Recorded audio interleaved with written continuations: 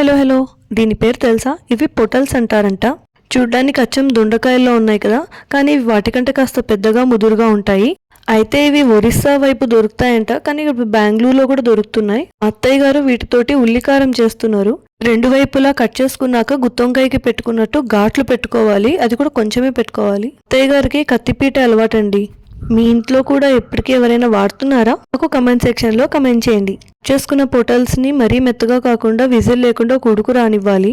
పాయ, జీలకర్ర, ఉప్పు, పసుపు అండ్ కారం గ్రైండ్ చేసి ఘాట్లు పెట్టుకున్న పొటల్స్లోకి కారం ముద్దను నింపి కాసేపు ఫ్రై చేసి కొంచెం వాటర్ వేసి కలుపుకుని కొంచెం బోర్లించకుండా అందులో కొంచెం నీళ్లు వేసి ఆవిరికి 2 నిమిషాలు ఉంచి తర్వాత తీసేసి మూత పెట్టుకుని బాగా మగ్గనివ్వాలి. తర్వాత పచ్చి ఉల్లిపాయ వాసన పోయేలాగా బాగా ఫ్రై చేసుకుంటే పొటల్స్ ఉల్లికారం కూర రెడీ.